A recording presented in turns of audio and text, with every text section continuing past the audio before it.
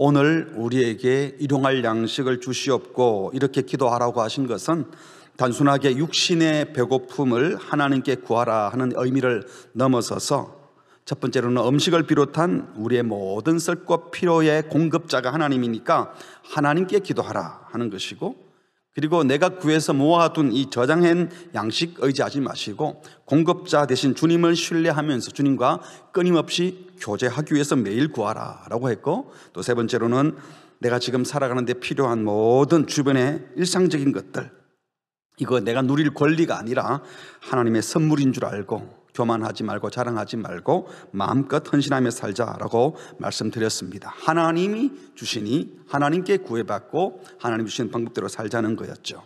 오늘은 두 번째로 하나님이 매일 공급해 주시던 양식이 끊어졌다라고 생각이 될 때 어떻게 해야 할까 하는 것입니다. 하나님이 우리의 공급치시니까 일용할 양식이 끊어졌다고 생각되면 또 무릎 꿇고 일용할 양식을 주십시오. 오늘 일용할 양식을 주십시오. 오늘 안 주고 내일 안 줘도 계속 그렇게 기도만 해야 될까요? 이스라엘 백성이 40년간 매일 아침 먹었던 그 만나는 사실 주기도문에서 일용할 양식을 주시옵고 라고 하는 그 기도의 배경이라고 할 수 있습니다. 그런데 이 만나가 실제로 40년간 광야에서 내리다가 가나안 땅에 들어가면서 그쳤습니다. 여러분, 그러면 광야에서 만나가 매일 내릴 때는 하나님의 은총이 임한 것이었고, 만나가 그침으로 하나님의 은혜도 중단되었다고 할 수 있을까요? 이 만나가 그칠 때 어떻게 했는가 생각하기 전에 실제로 광야에서 40년간 매일 만나를 먹고 살 때에 이스라엘이 정말 얼마나 감사했을까를 먼저 한번 생각해 볼 필요가 있습니다. 이스라엘이 기적적으로 애굽을 탈출하고 유월절 식사를 하고 그리고 광야 생활을 하면서 홍해를 건너는 순간까지도 그들은 얼마나 기뻐했는지 모릅니다. 그러나 홍해를 건너고 난 다음 또 그 전에도 사실 홍해 건너기 전에도 이집트 군대가 쫓아오고 홍해가 막혔을 때 왜 우리를 광야에서 죽이려냐 하다가 원망하다가 홍해를 건너고 나니까 굉장히 기뻐했죠. 그런데 또 조금 가서 마라에서 물이 없는데 쓴물이 나오니까 불평했어요. 하나님께서 모세의 기도를 들으시고 물을 달게 해주니까 또 막 좋아했습니다. 이때 모세가 하나님의 법도와 율례를 가르치면서 이런 식으로 불평하지 말고 하나님의 공급함을 믿고 하나님의 말씀에 순종해야 한다 하고 일러주었습니다. 그런데 또 조금 가다가 신광야에 이를 쯤 돼서는 이집트에서 들고 나온 음식이 다 떨어져 버렸습니다. 더 이상 먹을 것이 없어지니까 또다시 하나님을 원망했습니다. 그런데 그 신광야에서부터 하나님께서는 매일매일 먹을 것을 주십니다. 출애굽기 16장입니다. 13절 저녁에는 메추라기가 와서 진에 덮이고 아침에는 이슬이 진 주위에 있더니 14절 그 이슬이 마른 후에 광야 지면에 작고 둥글며 서리같이 가는 것이 있는지라. 그러니까 이슬이 내렸다가 이슬이 마르고 난 다음에는 처음 보는 이 작고 둥글고 서리 같은 것이 있었어요. 이스라엘 자손이 보고 그것이 무엇인지 알지 못하여 서로 이르되 도대체 이게 뭐냐? 이 말이 히브리 말로 만나입니다. 이것이 무엇이냐? 모세가 말하기를 이는 여호와께서 너희에게 주어 먹게 하신 양식이다 라고 해줬습니다. 31절에 가보시면 이스라엘 족속이 그 이름을 만나라고 하였으며 가시같이 휘고 맛은 꿀 섞은 과자 같았더라. 이 신기한 만나, 이 기적의 음식이 얼마나 내렸습니까? 언제까지 음식을 먹었죠? 35절에 가보면 사람이 사는 땅, 그러니까 가나안 땅에 정착할 때까지 무려 40년간이나 매일 아침 하나님께서 만나를 공급해 주셨습니다. 방금 보셨던 것처럼 처음에는 야 이게 뭐냐, 배고파서 힘들 때 이슬 같은 것이 내리고 서리 같은 것이 내려서 먹을 수 있는 음식이 주어지니까요, 하나님이 공급자임을 알고 아마 매일 아침 감사하며 먹었을 것입니다. 매일 아침. 여러분들은 일용할 양식을 주신 주님께 정말 매일 감사하며 살고 계십니까? 어떤 분들은 그럴 거예요. 우리가 만약 진짜 광야에 살면서 만나만 먹고 밥만 먹고 살 수 있는 때라면 매일매일 만나를 공급해 주시는 것을 믿는다면 정말 감사하겠지만, 솔직히 실제로 지금 만나가 내리는 것도 아니고 요즘 같은 세상에 어떻게 밥만 먹고 삽니까? 아이들 등록금도 내야 되고 스마트폰 통신비도 내야 되고 카드빚도 갚아야 되고 월세도 나가는데 시집장가 보내려면 목돈도 필요한데 어떻게 하루치 일용할 양식을 구하면서 살 수 있습니까? 우리도 진짜 광야에서 그냥 밥만 먹고 살면 얼마든지 감사하지요. 여러분, 정말 과연 우리가 광야에 살았다면 매일 만나를 먹으면서 감사했을까요? 이스라엘 자손들도 사실은 만나를 먹으면서 매일매일 감사하지 못했습니다. 기적의 떡 만나도 한 번은 놀라운 은혜요 감사거리겠지만요, 이게 한 달, 두 달, 1년, 2년, 10년, 20년 계속 매일 아침마다 똑같이 그런 기적이 반복되니까 하찮은 일상이 되어버렸습니다. 지극히 평범한 삶의 일부가 되어버렸어요. 민수기 11장 4절에 보니까 그들 중에 섞여 사는 다른 인종들이 탐욕을 품음에 이스라엘 자손도 다시 울며 이르되 누가 우리에게 고기를 주어 먹게 하랴? 우리가 애굽에 있을 때는 값없이 생선, 오이, 참외, 부추, 파, 마늘 이런 거 먹었는데 이제는 우리 기력이 다하여 이 만나 외에는 보이는 것이 아무것도 없도다. 한마디로 만나 지겹다는 거죠. 딴 것 좀 주면 안 되냐? 배부르니까 이제는 양념도 먹고 싶고 채소도 먹고 싶고 과일도 먹고 싶어진 겁니다. 민수기 21장 5절에 보니까 백성이 하나님과 모세를 향하여 원망하되 어찌하여 우리를 애굽에서 인도해내어 이 광야에서 죽게 하는고 이곳에는 먹을 것도 없고 물도 없도다. 우리 마음이 이 하찮은 음식을 싫어하노라. 옛날 번역에는 이 박한 음식을 싫어하노라 그랬어요. 언젠가는 꿀 섞은 과자 맛 같다고 또 이게 뭐냐고 놀라고 좋아하다가 이제는 이 기적의 떡 만나가 하찮은 음식이 되어버렸습니다. 노골적으로 싫다는 겁니다. 그리고 음식이 없대요. 이건 못 먹겠다는 거죠. 더 이상 은혜가 아니라 당연한 일상이 되고 말았고 이제는 불평거리가 되고 말았습니다. 여러분, 출애굽기하고 민수기를 읽어보시면요, 광야에서 기적의 떡을 먹던 이스라엘 백성의 삶은 하나님의 공급해 주심과 그 은혜에 감사하는 연속이 아니라 온통 불평과 원망의 연속이었습니다. 사랑하는 성도 여러분, 기적이 반복되면 기적이 아닌가요? 그렇죠. 기적이 계속 반복되면 일상이 되겠죠. 그럴 수 있어요. 하지만 기적이 반복이 되면 은혜가 아닌가요? 은혜지 않습니까? 따지고 보면 오늘 우리에게 주어진 모든 일상도 처음부터 당연한 일상이 아니었습니다. 하나님이 베푸신 기적이요 은혜의 선물이었습니다. 이게 계속되니까 당연한 권리로 생각하고 감사를 잊는 거죠. 어린아이가 처음 태어날 때는 기적같이 생각지 않았습니까? 근데는 지겨워지고 일상이 되고 힘들어지고 문제가 되고 그렇지 않습니까?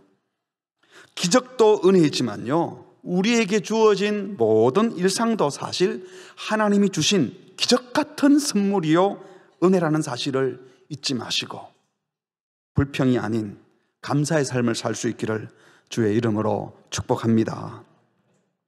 여러분, 그런데 이 일상이었던 만나, 이 하찮은 음식이라고 불평하던 만나도 약속의 땅 가나안에 들어가면서 더 이상 내리지 않았습니다. 여호수아 5장입니다. 이제 요단강을 건너 6월절 이튿날에 그 땅의 소산을 먹되 그날에 무교병과 볶은 곡식을 먹었더라. 12절 또 그 땅 소산물 가나안 땅의 소산물을 먹은 다음 날에 만나가 그쳤으니 정착하여 농사지어 그 땅의 소산물 먹을 수 있게 되면서부터 이스라엘 사람들이 다시는 만나를 얻지 못하고 그해 가나안 땅의 소출을 먹었다고 했습니다.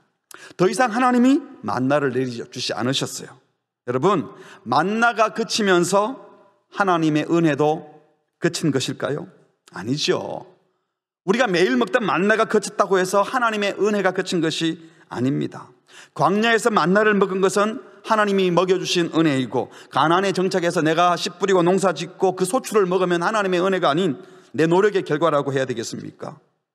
만약에 그렇다면 일용할 양식을 주옵소서, 이것은 하늘의 도움 없이는 살 수 없는 광야에서 만나 먹을 때만 할 기도이고 가나안에 들어서 농사 지을 때는 일용할 양식을 주옵소서 기도하지 말고 농사 잘 되게 해주십시오라고 기도 제목을 그냥 바꾸라는 뜻인가요? 아니죠.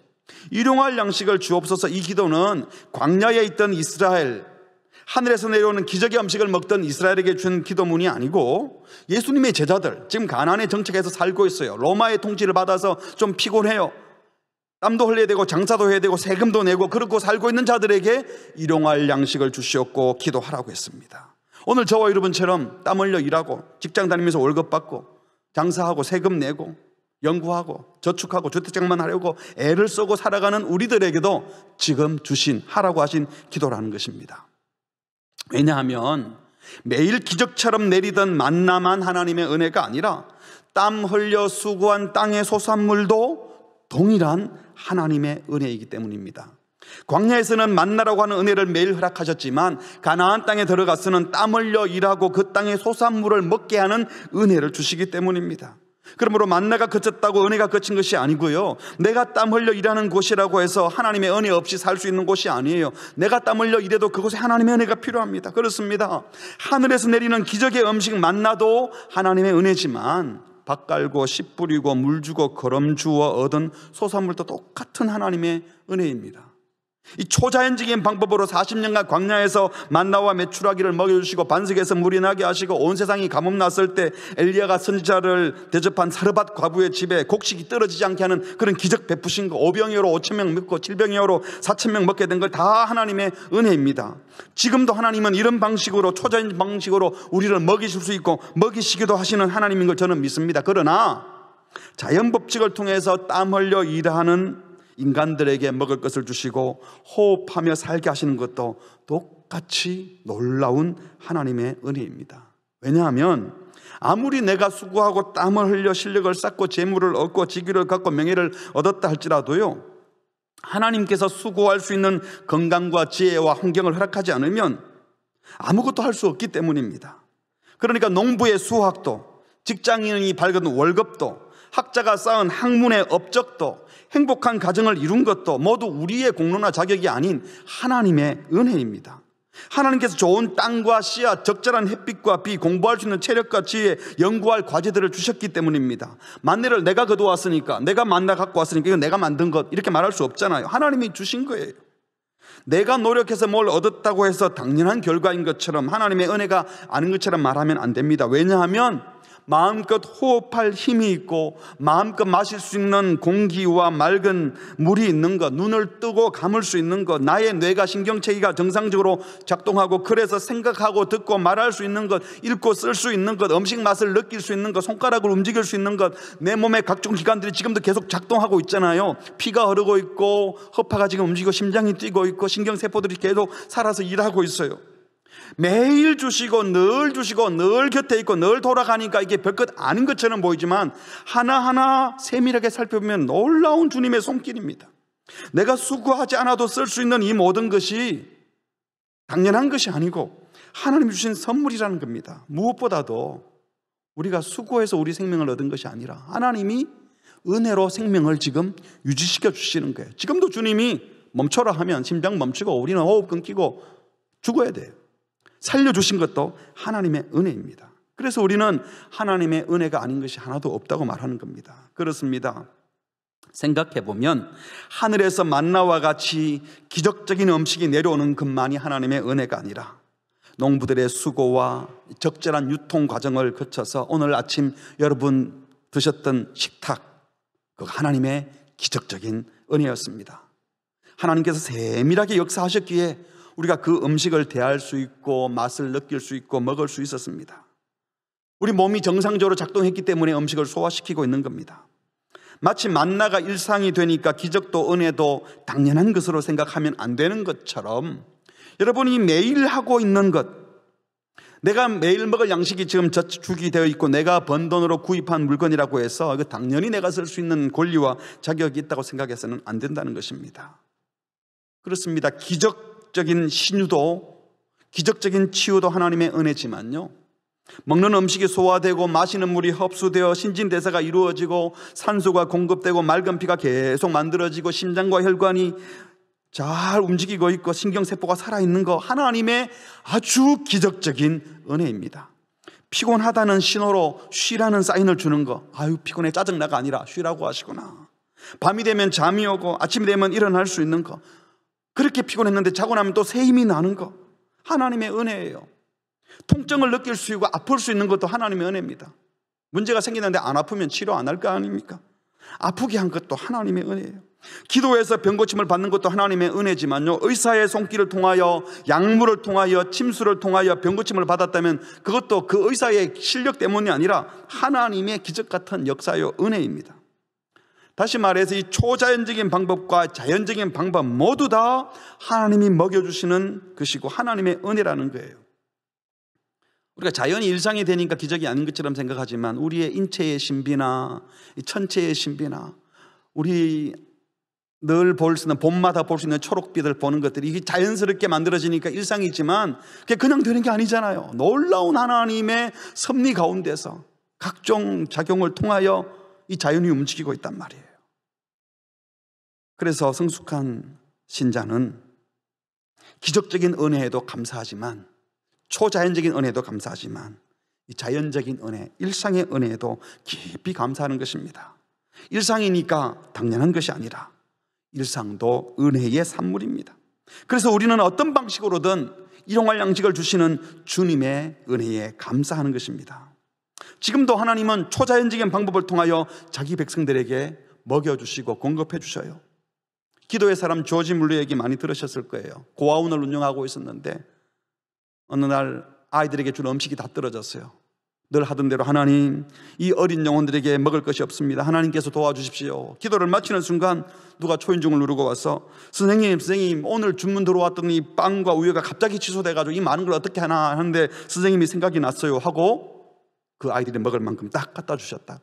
이런 식의 이 기도 응답이 우연이 아니고 하나님께서 기도하는 백성들에게 지금도 필요할 때는 놀라우릴 만큼 신비하게 역사하시는 하나님인 것을 믿습니다. 지금도 하나님은 초자연적인 방법을 통하여 자기 백성들의 질병을 치료하십니다. 어떤 성도가 우리 언니가 병원에 갔는데 갑자기 머리가 아파서 갔는데 뇌에 이상이 있다, 바이러스가 들어갔는데 지금 알 수가 없고 치료가 불가능하다, 어떻게 될지 모르겠다, 위험하다. 그래서 그 얘기를 듣고 급히 가서 보니까 죽을지도 모른다 그러고 그런데 제가 가서 이 사람 병 고치는 게 중요한 게 아니겠다 싶어서 복음을 전했습니다. 그리고 죄, 회개, 예수 그리스도의 십자가 부활을 소개하고 천국을 소개하고 왔어요. 영접기도하고 왔는데 3일 지난 그 다음 주일날에 두 자매가 와가지고 목사님 기도하고 간 다음에 통증이 다 사라지고 병이 다 나아서 안 아프다고 했더니 의사가 검사해보자 그랬더니 아무 이상이 없다고 퇴원시켰다는 거예요. 하나님이 원하시면 생명의 복음을 전하기 위하여 지금도 초자연적인 은혜를 주시고 치료하시는 분인 것을 저는 분명히 믿습니다. 그러나 여러분, 하나님은 이 초자연적인 방법이 아니라 자연 법칙을 통해서 먹여주시는 경우가 훨씬 더 많고, 초자연적인 방법이 아니라 기도로서 고쳐주기도 하지만 의사 선생님의 치료와 처방한 약물을 통하여 적절한 음식과 먹는 운동을 통해서 치료하는 경우가 훨씬 더 많아요. 그게 하나님의 자연 법칙이에요. 왜? 자연을 하나님이 만드셨기 때문에, 주인이 하나님이시기 때문에. 그런데 하나님께서 필요하면 그 자연 법칙을 넘어선 일도 하시는 겁니다. 어찌했든 초자연적이든 자연적이든 먹여주시고 치유해주시고 채워주시고 일용할 양식을 주시는 것 다 하나님이시고 모든 것이 다 하나님의 은혜인 줄 믿으시기 바랍니다. 그러므로 만나가 더 이상 내리지 않는 이 시대에, 오늘 우리는 만나 먹고 사는 게 아니잖아요. 아침마다 나가서 뭘 거둬오는 게 아니잖아요. 우리가 오늘 우리에게 일용할 양식을 주십시오 라고 기도하는 성도라면 갑자기 어제 내리던 양식이 공급되지 않는다고 또 기적의 떡 바르고 입만 벌리고 있는 것 아닙니다. 창조주 하나님은 당신이 만든 자연 법칙을 초월하시는 전능한 하나님이지만 동시에 당신께서 만든 그 자연 법칙을 운행하시면서 우리는 자연 법칙을 따라 땀 흘려 수고하기를 원하십니다.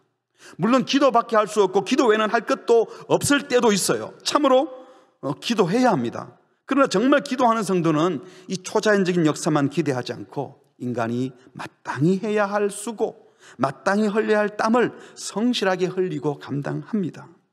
그래서 일용할 양식을 구하는 성도는요, 땀 흘려 수고하는 것을 당연하게 생각하고 기꺼이 기쁘게 수고의 떡을 먹습니다. 땀 흘리고 수고하는 것을 너무나 자연스럽게 생각한다는 거예요. 여러분, 아담이 범죄한 이후부터 노동을 해야 했어요. 창세기 3장 17절에 아담에게 이르되 네가 네 아내 말 듣고 내가 네게 먹지 말라 한 선악을 알게 하는 나무의 열매를 먹었기 때문에 땅이 너 때문에 저주를 받았다. 그래서 너는 평생에 수고해서 그 소산을 먹어야 된다. 땅이 네게 가시덤불 은근키를 내어가지고 농사짓고 기경하기 힘들게 할 것이다. 그런데 네가 먹을 것은 밭의 채소이기 때문에 네가 흙으로 돌아갈 때까지 얼굴에 땀을 흘려야 먹을 것을 먹는다. 네가 그 흙에서 취함을 입었기 때문에 흙으로 돌아갈 것이다. 이 수고하고 땀을 흘려야만 양식을 구하게 하셨어요. 이 노동 때문에 당하는 고통은 저주이지만 땀 흘려 수고하면 식물을 먹게 해주신 거, 이거 하나님의 법칙이요 복이요 은혜입니다. 그래서 시편 기자는 이렇게 말을 했어요. 시편 128편 2절에 네가 네 손이 수고한 대로 먹을 것이라 하고는, 그게 뭐라고요? 네가 복되고 형통하리로다. 이 복되고 형통한 게 뭔가 하면 수고한 대로 먹는 것, 땀 흘린 만큼 그 대가를 받을 수 있는 것, 이게 복이요 형통이라고 말씀하셨어요. 근데 여러분, 실제로 땀 흘린 만큼 먹지 못할 때가 얼마나 많습니까? 열심히 농사를 지어도 태풍 한 번 불어버리면, 비가 와야 될 때 모내기 해야 되는데 몇 주간 가뭄이 들어버리면 1년 농사 다 망치잖아요. 요즘에 와서는 아무리 풍년이 들어도 판로가 열리지 않고 물건이 너무 많아지고 값이 폭락해버리면요, 그냥 쓰레기 처분하는 게 더 낫게 될 때도 있어요. 1년의 농사가 무위로 돌아가죠. 죄가 들어온 이후에 피조계에도 문제가 생기고 인간들 사이에 욕심이 만들어낸 이 질서 때문에 수고한 대로 먹지 못하고, 반대로 어떤 사람은 땀을 별로 흘리지도 않은 사람이, 일도 안 한 사람이 부를 누리고 권력을 누리는 일들이 점점 더 많아집니다. 우리가 그런 세상에 살고 있어요. 그래서 죄된 세상에는요, 인간의 노력이 헛것이 되고 땀 흘리는 것이 헛것이 되고 불의하고 불공평한 일들도 수시로 일어납니다. 그래서 힘들어하지요. 그래서 시편 기자는 또 이렇게 말을 했습니다. 시편 127편 1절, 여호와께서 집을 세우지 아니하시면 세우는 자의 수고가 헛되며 여호와께서 성을 지키지 아니하시면 파수꾼의 깨어 있음이 헛되도다. 너희가 일찍이 일어나고 늦게 누우며 수구의 떡을 먹음이 헛되도다. 그러므로 여호와께서는 그의 사랑하시는 자에게 잠을 주시는도다. 이 말은 집을 세우지 말고 성을 지키지 말라는 겁니까? 땀 흘려 수고하지 말라는 겁니까? 아니죠. 인간이 아무리 힘쓰고 애써도 하나님이 은혜 베풀지 않으면 우리의 수고가 헛것이 된다는 겁니다. 그러니까 반대로 수고한 대로 먹을 수 있는 것, 이 하나님이 베푸신 은총이고, 수고한 대로 먹을 수 있는 것 하나님이 주시는 복이라는 겁니다. 믿으시기 바랍니다. 이거 믿어야 돼요. 여러분, 이 말씀은요, 우리의 수고가 소용없다는 말씀이 아닙니다. 우리는 하나님의 자연법칙을 따라 최선을 다하여 수고하되, 그 상황에도 일용할 양식을 주시는 분은 나의 수고와 노력이 아닌 하나님의 은혜다. 나를 먹게 하시는 분, 수고한 대로 먹게 하시는 분은 하나님이심을 믿고 살아야 한다는 겁니다. 그래서 여러분, 일용할 양식을 주옵소서. 하나님이 일용할 양식을 주시는 줄 알고 하나님께 기도하는 성도는요, 반드시 일용할 양식을 위하여 기도만 하고 있지 않고 그 양식을 얻기 위하여 땀 흘려 수고해야 합니다. 그걸 당연하게 생각해야 됩니다. 사도 바울이 말을 했어요. 데살로니가서 3장에 보니까 누구에게서든지 음식을 값없이 먹지 않고 오직 수고하고 애써 주야로 바울이 일을 했어요. 그리고 너희 아무개도 폐를 끼치지 않으려고 했다. 왜 이런 말을 했는가 하면, 당시 데살로니가 교회에는 이 잘못된 종말론, 예수님이 이제 곧 다시 재림하셔서 이 세상 다 끝난다, 그러니까 뭐 열심히 살 필요가 없다, 그냥 예배만 드리고 기도만 하면 되지 뭘 땀 흘려 일할 필요 없어서 하고 게으른 자들이 있었는데, 그러면 안 된다는 겁니다. 세상 마지막이 와더라도, 내일 지구 종말이 오고 주님 재림하시더라도 일해야 된다. 땀 흘려 수고해야 된다. 그래서 바울은 모범을 보이기 위해서 일부러 자기 먹을 것 빌어먹지 않고 벌어먹었어요. 다른 사람에게 누를 끼치지 않기 위해서 그랬다고 했습니다. 9절에 우리에게 권리가 없는 것이 아니요, 선교사로서 얼마든지 대접받을 수 있고 선교 사역비 받아서 선교에 집중할 수도 있지만, 우리 스스로 너희에게 본을 주어 우리를 본받게 하려고 그렇게 했다는 겁니다. 바울은 성도들에게 손 벌리지 않았습니다. 할 일을 하고 수고하며 먹었다고 말했습니다. 그래서 바울은 성도들에게 이렇게 권면합니다. 10절 같이 할까요? 시작. 우리가 너희와 함께 있을 때에도 너희에게 명하기를 누구든지 일하기 싫어하거든 먹지도 말게 하라 하였더니, 게을러서는 안 된다는 겁니다. 내일 종말이 와도 오늘 할 일을 계속 하라는 겁니다. 다시 말해서 일용할 양식을 구하는 성도는요, 횡재하려고 하지 말고 성실히 땀 흘려 수고하라고 말씀하십니다. 근데 여러분, 이 성실한 땀을, 성실한 수고를 귀하게 생각하십니까? 정말 귀하게 생각하나요? 여러분 스스로에게 한번 물어보세요. 갑자기 공돈이 생기거나 열심히 일하지도 않았는데 돈을 많이 벌었거나 공부 별로 안 했는데 갑자기 찍은 게 다 맞아서 시험에 합격했다. 내가 별로 잘 못한 것 같은데 과하게 칭찬을 들었다. 이럴 때 여러분 주님께 항의합니까? 주님 이거 뭐 잘못된 것 같은데요. 수고한 대로 주셔야 되는데 이거 아니잖아요. 그러십니까? 아니면 야, 웬 떡이냐, 웬 복이냐 하고 좋아합니까? 그리고 감사한금 막 드리고 그러십니까? 수고하지 않았는데 잘 되면 복 받았다고 말하고 열심히 노력했더니 열심히 노력한 만큼 결실을 얻었어요. 그럼 뭐라? 나는 하나님이 딱 일한 만큼만 주시더라고. 참 짠짠하게.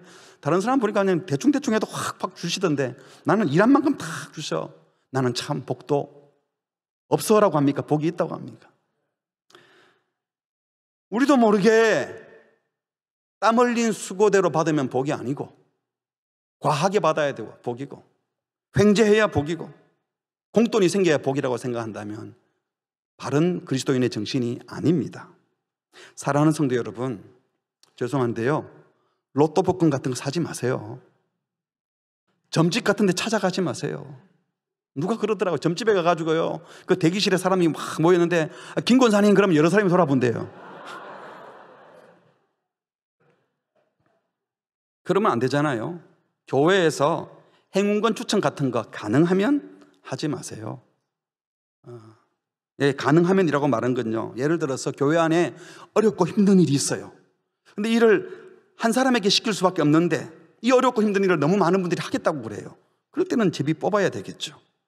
반대로 좋은 물건과 자리가 있는데 누군가 한 사람은 그걸 가져가서 잘 써야 되는데 그건 제가 안 할까 모두 다 양보한대요. 그럴 때는 제비 뽑아야 되겠죠.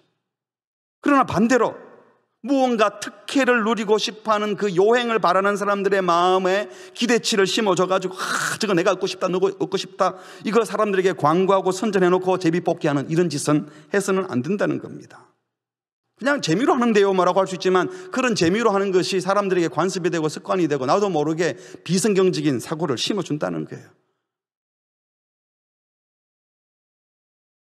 수고하고 땀 흘리는 자가 식물을 얻고 수고한 대로 먹는 것을 복으로 느끼게 만드는 사회를 저와 여러분이 만들어야 되는 겁니다. 땀 흘리기를 조구하고 수고하여 결실을 보기를 기뻐하는 천국 백성의 삶을 살아내시기를 주의 이름으로 축복합니다. 한 걸음 더 나아가서 내가 땀을 열심히 흘렸는데 무의로 돌아간 게 아니고 다른 형제가 혜택을 받았다면 어떻게 해야 되겠어요? 진심으로 감사해야 되겠죠. 그런데 여러분, 우리는 이미 수고한 만큼만 복을 받는 것이 아니고 예수의 피값으로 영원한 형벌을 받아야 될 우리가 영원한 천국을 선물로 받고 영생을 선물로 받고 천국에 대한 소망을 갖고 살 수 있는 엄청난 복, 과분한 복을 받은 자들인 줄 믿습니다.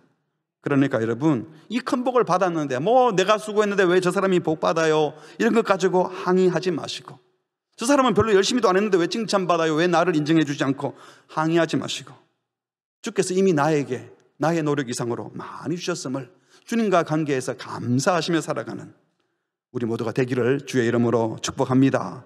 우리 옆 사람과 한번 이렇게 인사하면 좋겠어요. 땀 흘리고 수고할 수 있는 것이 복입니다. 땀 흘리고 복입니다. 아멘. 또한요, 하나님께 일용할 양식을 구하는 성도는요, 그냥 땀을 흘리면 안 되고 정당한 땀을 흘려야 됩니다. 그냥 수고하는 것이 아니라 정당한 수고를 해야 돼요. 주님께서 풍성한 양식을 구하라 그러지 않고 일용할 양식을 구하라 라고 했는데, 이 말 우리 지난주에 살펴보았지 않습니까? 에피우시오스. 이게 양식의 양을 얼마나 많이 구해야 되나, 얼마나 많은 물질을 구해야 되나, 양에 대한 얘기가 아니라고 했습니다. 중요한 것은 끊이지 않는 양식을 주님이 공급해 주실 것을 믿으라 하고 했으니, 이것은 바로 하나님을 우리가 얼마만큼이나 신뢰하는가, 이 문제를 말씀하신 것입니다. 일용할 양식, 양식의 양의 문제가 아니라요. 많이 받을 수도 있어요. 중요한 것은 하나님을 진실로 신뢰하고 살아가는가 하는 것입니다. 여러분, 하나님이 정말 끊이지 않는 양식을 공급해 주시고 내 생명을 지켜주는 것을 정말 신뢰한다면 정당한 땀을 흘릴 것이고 정당한 수고를 할 겁니다. 더 많이 얻으려고 거짓말하거나 허튼 수작을 부리지 않을 거고 게으름을 피우지 않을 것이고 함부로 화내지 않을 겁니다. 왜? 하나님께서 성실하게 일하실 것을 믿기 때문입니다. 우리가 분노하거나 짜증을 내거나 거짓말하거나 비정상적인 반응을 하는 이유는 주님을 신뢰하지 않기 때문에 그런 겁니다. 그런데 사람들은요, 조금만 재물 모아지면 하나님 의지하지 않고 모아둔 재물을 의지합니다. 사실 광야에서는 만나를 저장해 둘 수가 없었어요. 할 필요도 없었고. 왜? 많이 저장해 두면 다 썩어버리니까 하루하루 먹는 게 훨씬 더 편했어요. 근데 문제는 이제 가나안 땅에 들어가서 만나가 그치는 대신 농사 짓고 살면서는 1년 동안 먹어야 되니까 창고도 만들어야 되고 저장도 해둬야 돼요. 집도 지어야 되니까 재료비도 준비해야 돼. 필요해요. 그러니까 생각이 아이고 다음에 자식이 한 명 더 생기면 더 필요한데 조금 더 모아야 돼. 요거가 좀 부족할 수도 있어.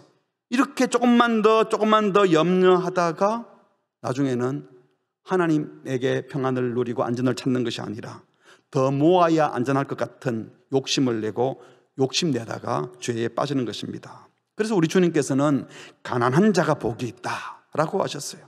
왜? 가난한 자는 하나님만 의지하니까, 재물이 아니라. 심지어 마태복음 19장에서는 부자는 천국에 들어가기가 어렵다. 근데 예를 든 거 보면 사실은 천국에 못 들어간다고까지도 말씀하시는 겁니다. 부자가 천국 들어가는 것이 낙타가 바늘구멍으로 들어가는 것보다 훨씬 더 어렵다고 그랬거든요. 그런데 여러분, 성경이 부자를 경멸하거나 멸시하지 않습니다. 말씀드렸잖아요. 재물의 양을 가지고 말씀하는 것이 아니라 하나님을 얼마나 신뢰하느냐는 문제라고요. 성경에 보면 아브라함이나 이삭, 야곱, 그 당시 나름대로의 가진 자였습니다. 욥은 동방의 부자였어요. 신약시대 니고데모, 많이 가진 권력을 가진 사람이었습니다. 바울을 돕던 성도들 중에도 자주장사 루디아는 여성 실업가였습니다. 바울의 선교를 넉넉히 도울 수 있을 만큼 가진 재력가였습니다. 성경은 재물이 많다고 비난한 적은 없습니다. 재물의 마음을 빼앗겨서 하나님을 믿지 않고 그 재물을 믿고 그것을 사랑하는 것을 비난하셨습니다. 디모데후서 6장 10절에 보니까 돈을 사랑하는 것이 일반 악의 뿌리다. 돈이 악의 뿌리가 아니라 이것을 돈을 탐내는 자들이 미혹받아서 믿음에서 떠나 많은 근심으로서 자기를 찔렀도다. 돈 욕심에 빠지면 결국은 신앙까지도 잃어버린다고 말씀하셨습니다. 왜? 하나님보다 돈을 더 믿으니까. 또한 정당하지 않은 재물을 나무라셨지 재물의 양을 나무라지 않으셨습니다. 그러니까 일용할 양식을 구하라, 이 말씀은 일상에 공급되는 일용할 양식까지도 모두 다 하나님의 은혜로 살고 있다는 것을 확신하고, 또 땀 흘리고 수고하는 것도 하나님의 방법으로 해야 한다는 것입니다. 기적적으로 베풀어 주시는 것 하나님의 방법 맞습니다. 또 자연 법칙을 통해서 일하게 하시고 땀 흘려 수고하는 것도 하나님의 방법 맞아요. 그런데 부정한 방법으로 탐심을 챙기는 것은 하나님의 방법 아닙니다. 하나님께서 일용할 양식을 주옵소서라고 기도하는 사람은 절대로 부당한 수입이나 횡재하는 것을 즐거워할 수가 없습니다. 만약 거짓말하고 사기쳐서 돈 벌고 불로소득을 구하고 땅값 올라서 부자된 거 좋아하고 일확천금 꿈꾸고 횡재하기를 바라면서 일용할 양식을 주옵소서라고 기도하면 그건 위선입니다. 우리 주변에 그런 위선자들 참 많지요. 사실은 뒤로 다 챙기고 잘못된 부를 누리면서 저 사람이 정당한 방법으로는 저렇게 돈을 벌 수 없는데 하나님의 은혜입니다 간증하고 다니다가 뒤에 보니까 감옥 갈 일을 만드는 사람들 많잖아요. 땀 흘리고 수고했다고 다 잘한 것이 아닙니다. 그래도 그 사람 얼마나 열심히 살았는데, 열심히 산 게 중요한 게 아니라 정당하게 열심히 살아야 되는 겁니다. 예를 들어서 강도짓 하는 사람이요, 흉기를 준비하고 물건 훔칠 장소를 선택하고 사전 답사를 하고 완전 범죄를 해보겠다고 연구합니다. 그리고 잡힐 것 같으면 열심히 도망가서 땀도 흘립니다. 열심히 준비했고 연구했고 수고했고 땀도 흘렸으니까 잘한 겁니까? 수고하는 것이 중요한 것이 아니라 정당한 수고를 해야 하고 정당한 땀을 흘려야 돼요. 복권 사는 사람들도 나름대로 수고합니다. 당첨된 사람들 들어보면 매주일 정해진 시간에 복권을 사기 위해서 상점까지 가는 일에 성실합니다. 돈을 씁니다. 발표 날짜를 기다리고 번호가 맞는지 안 맞는지 맞히는 수고도 합니다. 수고했으니까 신실한 노력인가요? 합당한 방법으로 했으니까 잘한 건가요? 도박하는 사람들 밤새도록 불편한 자세로 앉아가지고 졸린 눈을 부릅뜨고 남의 패 내 패 살피면서 머리 쓰고 철야 작업까지도 했으니까 판돈 마련하려고 동분서주 분재게 쫓아다니고 사람들에게 사정도 하고 거래도 했고 수고한 겁니까? 고리대금 하는 사람들이 빌려준 돈 받으려고 조직을 동원하고 열심히 땀 흘려가며 협박도 하고, 나도 교회 권사인데 장로인데 하면서 내놔야지 돈 찾으러 다닌다고 해서 열심히 했다고 칭찬할 수 있습니까? 아무리 수고하고 땀 흘린다고 해도 부당하게 뇌물 주고받고 이중장부 기록하고 폭리취하고 종업원 임금 제때 주지 않고 하청업자 납품업자에게 대금 지급일 일부러 늦춰서 자기 이익을 챙겼다면 그건 정당한 수고가 아닙니다. 아무리 땀을 흘려도 법 어기고 남의 것 떼먹었고 적당히 눈속임하면서 자기 이득 챙기는 것 다 옳지 않습니다. 여러분, 공부하는 학생이 공부하는 일에 정당한 수고를 해야 돼요. 교회 핑계대고 내가 교회 고등부 회장인데 중동부에서 뭐 맡았는데 이러고 시험 준비 못하고 주님 내가 주에 일하다가 공부 못했으니까 기양 찍는 거 답짓게 해주세요. 그 정도는 할 수 있죠. 그렇게 기도하는 게 옳습니까? 연주를 잘하고 싶은 사람이, 찬양을 잘하고 싶은 사람이 연습을 열심히 해야지 기도만 하면 되겠어요? 결혼을 앞둔 젊은이들이 자기의 영성과 인격과 실력은 갖추지 않으면서 좋은 배우자를 만나고자 하는 것은 이건 다 도둑놈 심보죠. 자기를 갖춰야 됩니다. 자기는 한 사람에게 전도 안 하면서 우리 교회에 이렇게 부흥 안 해 하고 바라는 것도 잘못된 것입니다. 그래서 사도 바울은 말씀합니다. 갈라디아서 6장 7절입니다. 스스로 속이지 말라. 하나님은 업신여김을 받지 아니하시나니. 무슨 소리입니까? 하나님이 다 알고 있다. 이네들이 거짓말하고 있는 거, 속이고 있는 거. 사람이 무엇으로 심든지 그대로 거두리라. 자기 육체를 위하여 심는 자는 육체로부터 썩어진 것 거두고 성령을 위하여 심는 자는 성령으로부터 영생을 거두리라. 우리가 선을 행하되 낙심하지 말지니 포기하지 아니하면 때가 이름에 거두리라. 심은 대로 거두게 하시는 하나님의 법칙을 따라 우리는 하나님의 법을 따라 복을 받고 그러기 위해서 많이 심어야 합니다. 심때 성령님이 기뻐하는 것, 하나님이 기뻐하는 것 심어야 합니다. 정직을 심고 진실함을 심고 겸손과 거룩과 기도와 전도와 헌신과 충성과 인내와 자비와 긍휼, 양성과 온유와 절제를 심어야 합니다. 사랑과 정의를 심어야 합니다. 그리고 심은 대로 거두게 하시는 하나님이 주시는 복을 받아 누리시기를 주님의 이름으로 축복합니다. 말씀을 맺겠습니다. 첫 번째로, 일상에 감사할 수 있는 사람들이 기적에도 감사합니다. 일상에는 감사하지 못하면서 기적이 일어나면 감사할 것이라는 생각은 착각입니다. 기적이 일어날 때 잠시 감사하겠죠. 근데 그게 또 금방 일상이 될 터인데요. 우리에게 주어진 모든 일상은 당연한 것이 아니에요. 우리가 자연스럽다라고 하는 것들도 조금만 더 살펴보면 얼마나 놀라운 신비가 있는지 몰라요. 자연 가운데 있는 신비. 그거 다 하나님의 아주 특별한 선물인데 매일 주시고 늘 주시고 늘 일상이 되니까 우리가 감사하지 않지만요. 여러분, 성숙한 성도는 일상에서 감사하는 자들입니다. 두 번째로, 내가 늘 먹던, 내게 늘 공급해 주시던 그 만나가 그친다고 하나님의 은혜가 그친 것이 아닙니다. 어제 먹던 양식, 어제까지 받던 월급이 끊어졌다고 해서 하나님의 은혜가 끝난 것이 아닙니다. 우리는 종종 끊어진 양식 때문에 불순종하고 내 욕심 채워지지 않았다고 불성실할지 몰라도 하나님은 끊임없이 저와 여러분에게 사랑과 은혜를 베풀고 계십니다. 하나님의 은혜는 끊어진 적이 없고 하나님이 실수하신 적이 없고 늘 우리에게 필요한 것을 공급해 주심을 믿고 감사할 수 있기 바랍니다. 세 번째로, 일용할 양식을 구하는 사람들은요, 기적의 떡만 바라지 않습니다. 땀 흘려 수고하는 것, 그것도 정당한 수고하기를 기뻐하고 악인의 형통을 부러워하지 않고 성실한 땀 흘리는 것을 더 좋아합니다. 일용할 양식을 구하는 성도로서 자연적인 방법으로 일상의 삶에서 베푸시는 은혜를 누릴 수 있는 게 이게 진짜 복된 성도예요. 맨날 기적만 바라보고 남이 기적 경험했다니까 그것만 쳐다보고 침 흘리지 마시고 이미 우리에게 지금 베풀어 주시는 이 은혜에 감사할 수 있어야 돼요. 요행과 횡재를 보기라 하지 마시고 심은 대로 거두게 하시는 그 하나님의 방법을 따라 땀 흘리고 수고하여 누리고 나누는 우리가 되었으면 좋겠습니다. 이 세상에는 수고하지 않고 부를 누리고 거짓된 자가 권력과 명예를 차지하기도 하지만 악인의 부를 부러워하지 마시고 하나님과 관계 맺으며 성실한 땀에 감사할 수 있기를 바랍니다. 무엇보다도 말씀드렸던 것처럼 하나님 앞에서 나를 살펴보면, 남들과 비교하면 나는 왜 이렇게 해? 그럴지 모르지만 하나님 앞에서 나를 살펴보면 우리는 이미 과분한 은총을 입고 있고 영원한 천국을 선물로 이미 받았던 자이기 때문에 지금 누리고 있는 자입니다.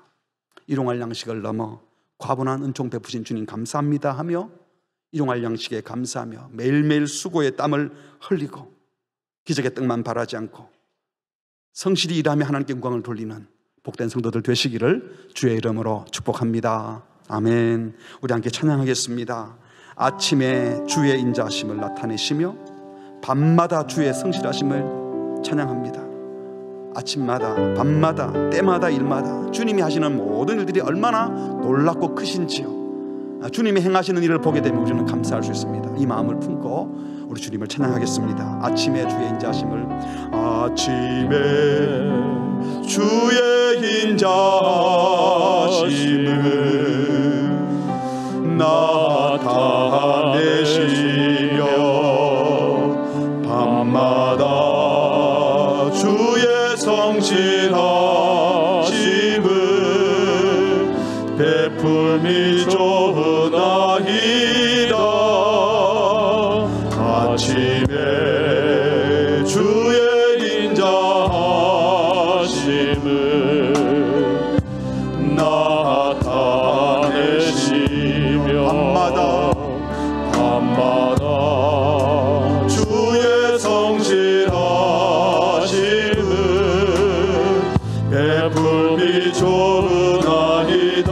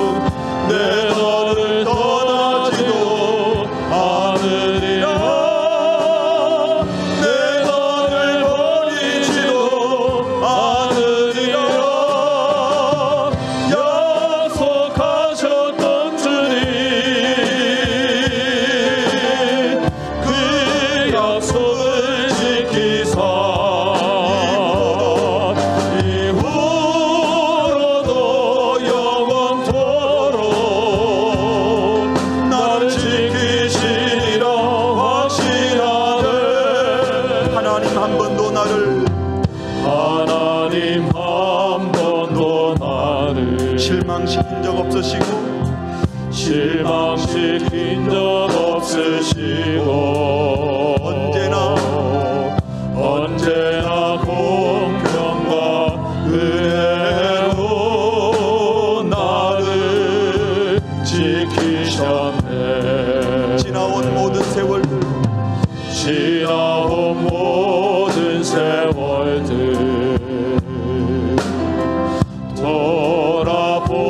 돌아보아도 그 어느 것 하나 주의 손길 안 미친 것 전혀 없네. 오신실하신 주, 오신실하신 주,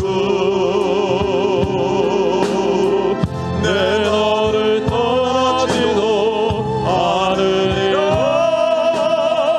내 너를 버리지도 않으리라.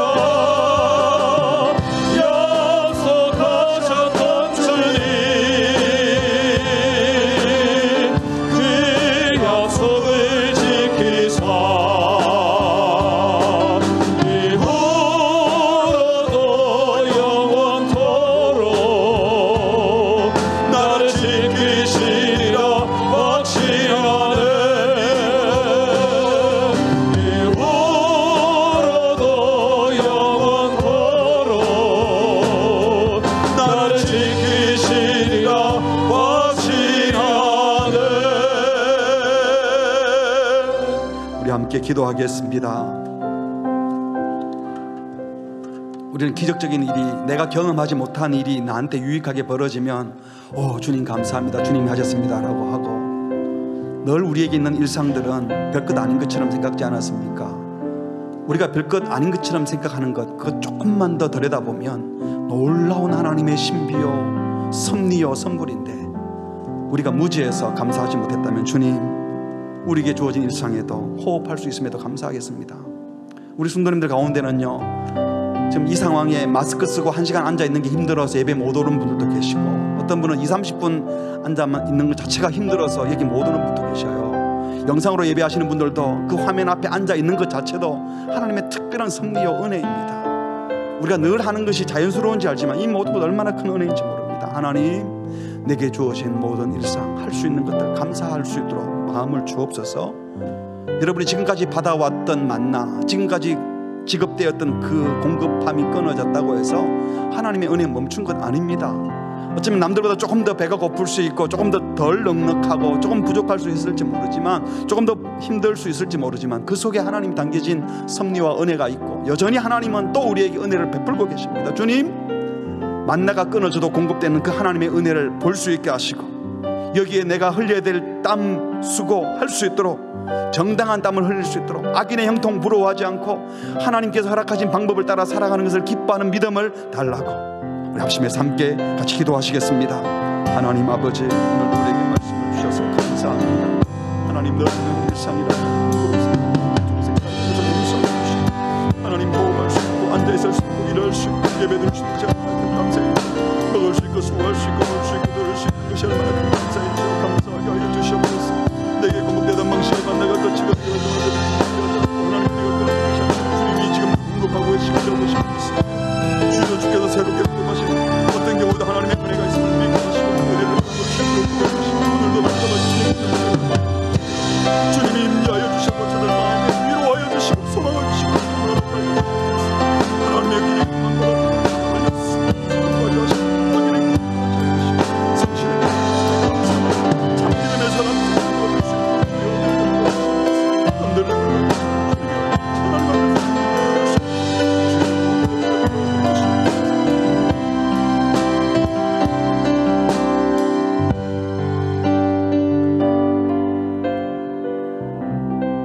하나님 아버지,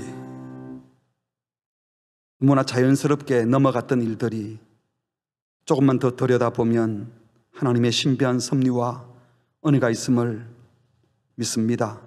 우리의 눈을 열어서 하나님의 놀라운 섭리와 은혜를 보게 하셔서 매일매일 일상에서도 감사가 넘치게 하여 주시옵소서. 우리에게 공급되던 만나가 끊어졌다고, 늘 받던 월급을 못 받는다고, 남들처럼 넉넉하지 못하다고 낭망하지 말게 하시고, 여전히 하나님의 은혜가 흐르고 있고, 우리를 향한 하나님의 사랑은 변치 않았다는 사실을 믿고, 주님이 기뻐하는 정당한 수고와 땀을 흘리는, 악인의 형통을 부러워하는 것이 아니라 주님과 교제하는 것을 더 기뻐하는 믿음의 성도들 되게 하여 주시옵소서. 이번 한 주간도 우리 성도님들이 일상의 삶의 현장에서 참으로 감사하며 하나님께서 베푸신 은혜를 기뻐하며 땀 흘리기를 절구하는 저들의 삶의 모습을 통하여 세상이 바뀌어져 가게 하여 주옵소서. 이 모든 말씀 예수님의 이름으로 기도합니다. 아멘.